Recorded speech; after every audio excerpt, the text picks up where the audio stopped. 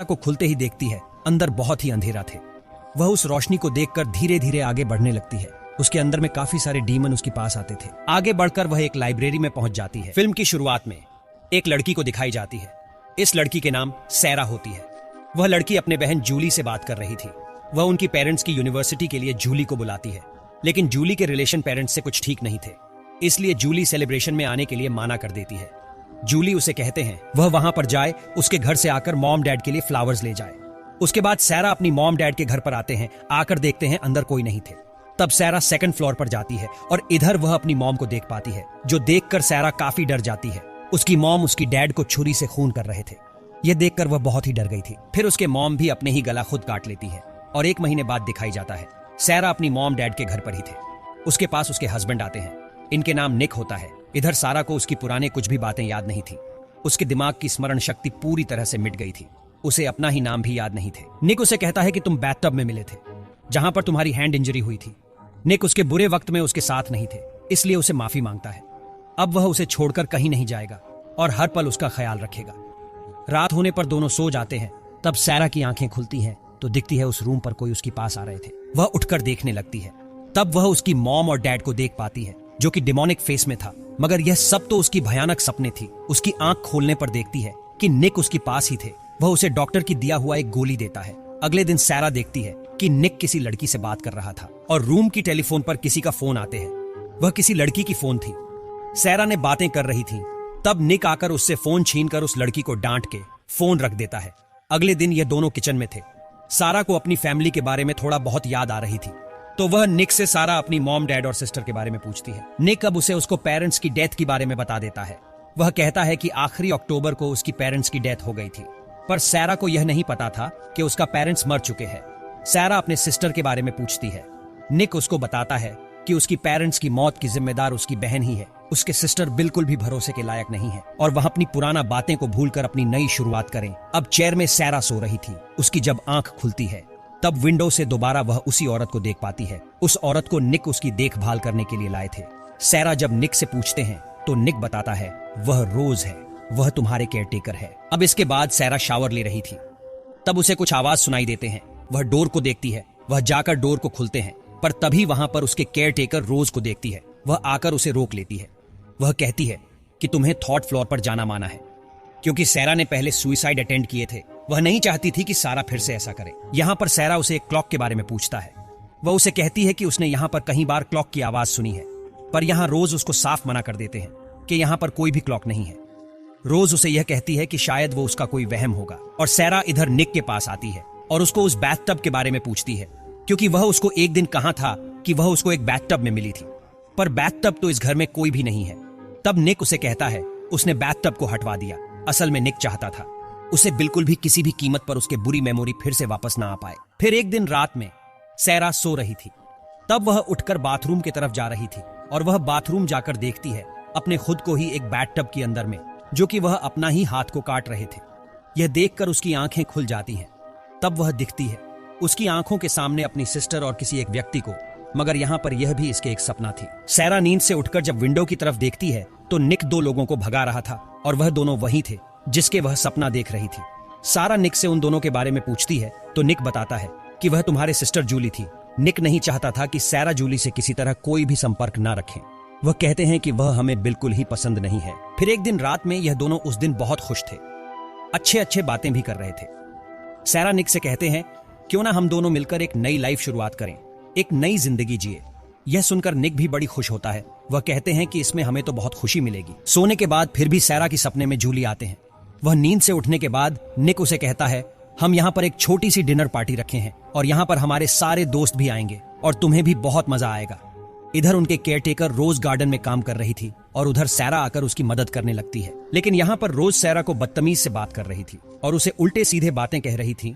रोज की ऐसी बिहेवियर देखकर सैरा वहां से चली जाती है। इधर निक टाइपराइटर से कुछ टाइप कर रहा था। तब यहाँ पर सैरा आकर उसको रोज के बारे में बताती है कि उसके साथ वह ऐसा बिहेवियर क्यों कर रही है, और इधर निक भी उसे बदतमीज से बात कर रहा था। और तब रोज गुस्से में आकर उसे एक थप्पड़ भी मार देती है।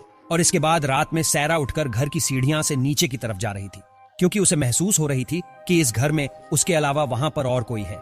मगर तब वहां पर निक आ जाता है और ये दोनों यहाँ पर इंटीमेट होने लगते हैं। तब निक देखता है कि सैरा की हाथ में खून लगी हुई थी, लेकिन इसको निक ने पूरी तरह से इग्नोर कर देता है।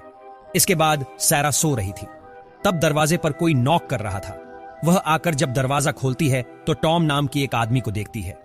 वह आदमी उसे कहता है कि वह उसका सिस्टर की दोस्त है और यहाँ इसीलिए आया है कि वह उसका हेल्प करना चाहता है। सैरा को टॉम एक चाबी देने लगते हैं और कहता है कि तुम जो आवाज सुनती हो वही आवाज तुम्हें यहाँ से आजाद कराएगी।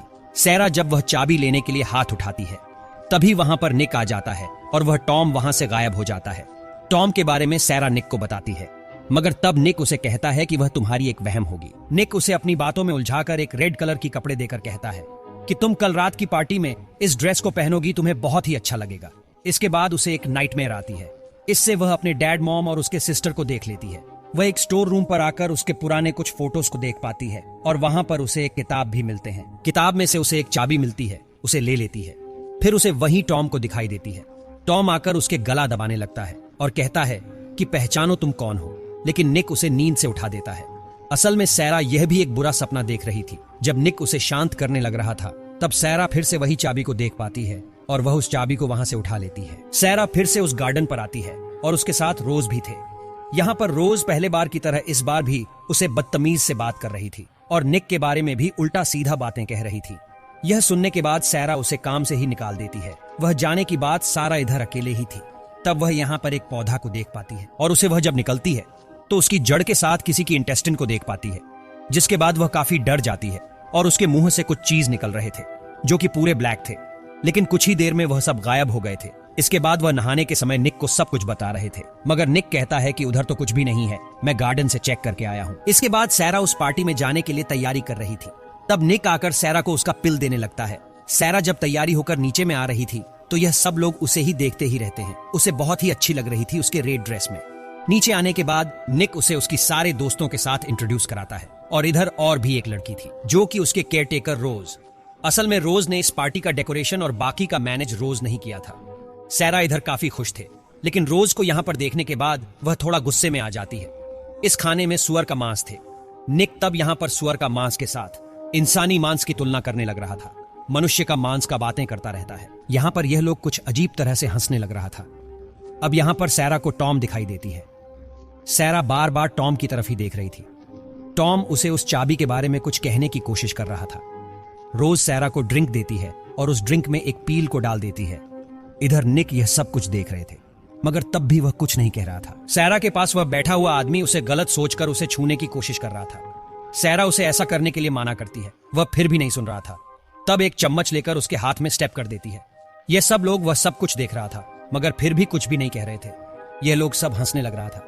इसके बाद ये सब यहाँ पर डांस करने लगते हैं। ये सब लोग मिलकर डांस करते करते सैरा की खून पीने की कोशिश कर रहे थे और इसी समय सैरा अपनी मॉम की स्प्रेड को देख पाती है और उसके साथ ही निक को भी देखती है जो कि मास्क पहना हुआ था। और फिर सैरा इधर बैथटब में होती है और यह बैथटब खून से भरा हुआ था। तब निक उसे कहता है कि तुमने फाइनल स्टेप तो कर लिया है, उधर उस टेबल पर बैठे हुए आदमी को मारकर। असल में निक एक डेविल था और यहाँ पर टेबल पर बैठा हुआ सभी जो गेस्ट था यह सब डीमन थे। सैरा से यह लोग कुछ पाप करवाना चाहते थे, जिसकी वजह से सैरा उनके ही जैसे बन जाए। यह सुनकर सैरा डर से वहां से भागने लगती है। वो अंदर आकर दरवाजा बंद कर देती है और तभी उसी टाइम में वहां पर टॉम आ जाता है। वह आकर उसके पीछे होली क्रॉस से अटैक कर देता है। यह टॉम और कोई नहीं था बल्कि यह एक प्रीस्ट थे और वह सैरा को चाबी लेकर भागने को कहती है। सैरा वह चाबी लेकर जल्दी से जल्दी उस रूम पर ही आए थे जिस दरवाजे पर उसके केयरटेकर रोज उसको जाने के लिए माना किया था। असल में यही दरवाजा इसे रियल वर्ल्ड में पहुंचाएगी।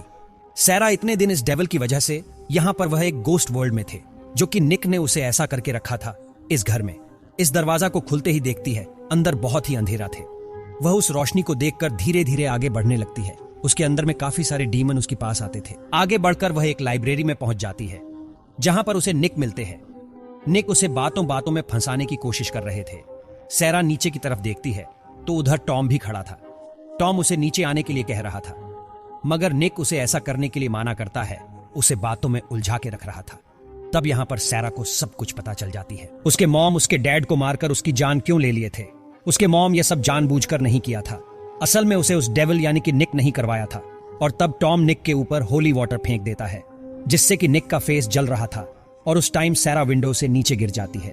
इसके बाद देखती है इधर उसके पास उसकी बहन जूली और टॉम खड़े थे। यह दोनों सैरा के ऊपर एक्सोर्सिज्म कर रहे थे। टॉम सैरा की बॉडी से उस डेविल को आजाद होने के लिए कहता है। कुछ देर बाद डेविल उसके बॉडी को छोड़ देता है। सैरा अब पूरी तरह से ठीक हो गई थी। इधर फादर इनके काम तो पूरी तरह से कर दिए थे, मगर तभी भी फादर इन दोनों से कहते हैं कि तुम दोनों संभल कर रहे, क्योंकि यह सब अभी तक पूरी तरह से खत्म नहीं हुआ। इसके बाद यहां से टॉम चले जाता है, मगर यहां से जूली का बिहेवियर कुछ ठीक नहीं थे। वह भी अजीब तरह से बातें कर रही थी। वह कहता है कि अब से यह गलती दोबारा नहीं होगी। जूली के बिहेवियर निक की तरह ही लग रहा था। इसका मतलब यह हो सकता है कि निक ने जूली को भी काबू में कर लिया था। दोस्तों, इस घर में जो कुछ भी हो रहा था यह सब निक नहीं किया था, लेकिन निक का सपना पूरी तरह से सफल नहीं हुआ। अब जूली को भी काबू में कर लिया था और इसके साथ ही मूवी यहां पर खत्म होता है। दोस्तों, ऐसे ही मजेदार मूवी के एक्सप्लेन वीडियो पाने के लिए हमारे चैनल को सब्सक्राइब करें और लाइक करें। मिलते हैं अगले और एक वीडियो में।